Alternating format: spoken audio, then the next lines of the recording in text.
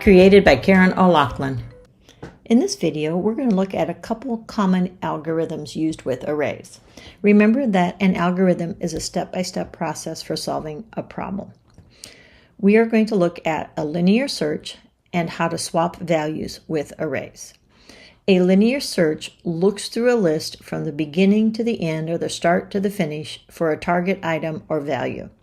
Our steps for this are going to be that because we're looking through a whole entire list and we're using arrays, we're going to use a loop to process the list. We're going to start at index 0. We're going to compare each element with our target item that we want to find. And then if it's found, we're going to record where we found it. So it's called finding the index. We're finding the index of the value or finding the location where we found the item. And then we're going to output results. Let's see what that looks like in our Coral environment. You haven't coded a lot of arrays, and we're not expecting you to know how to code all of these yet, but you might come back to this video when you do get to coding as an example. So I've set up an array with 4 items, 4 numbers. I have an index used to process the loop. I have a target value that we are going to look for, and I have a found at variable, which is going to indicate where we found the value. So many times when we're doing a linear search, we want to just target where do we found it at in the list, and then later we're going to pull that item out of the list. Our target value is going to be 34. You can see that 34 is in the list that we are going to use. And then I set the found at value at -1. When we set the found at value at -1, what we're doing is basically saying it can't be -1 if it's found because it's going to be found at an index in an array. And array indices can never be negative. So if I have a value of -1 in my found at variable, then I know I didn't find anything. When we fill the array, I use a loop to fill the array. And then when we start our processing, as I said, we are going to process the array using a loop, and we have to check every single item in the array. We are going to process, we're going to look at 23 and ask, is it 34? We're going to look at the value of 45 and check to see if it's our target of 34. We're going to look through every value in the array. So I start that by asking a question. Is, or if, that's our question, nums bracket index, starts at 0, goes to 1, goes to 2, etc. Is that equal to our target? And our target value is 34. If it is, I am going to set the index to the found it variable. I'm going to set found it to the current index. That way I know I found the value at that index. When I'm all done, this loop will process the whole entire array, one item at a time. It's not very efficient because even if it finds the value, it's going to continue going through the whole entire list. We will worry about efficiency later in this course.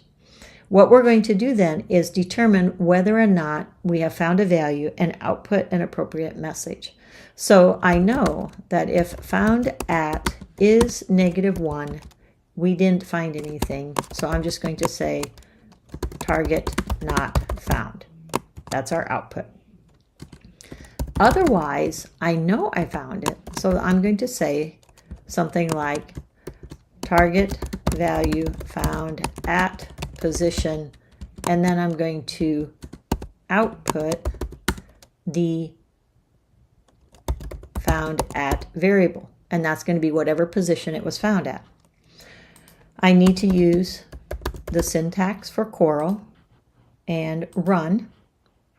You're going to see the array being filled as it processes through this loop.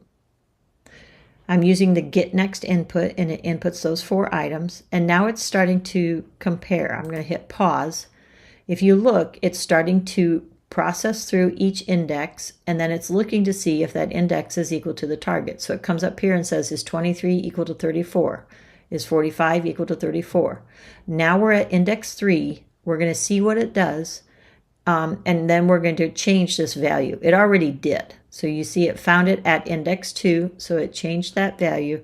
Let's go ahead and continue execution. It's going to exit out of that loop, and it's going to say target value was found at position 2. So that shows how you can do what's called a linear search. If we did not have the target value, let's change up the program just a little bit. Let's say the target value was 100, and I'm going to put instant execution and enter the execution.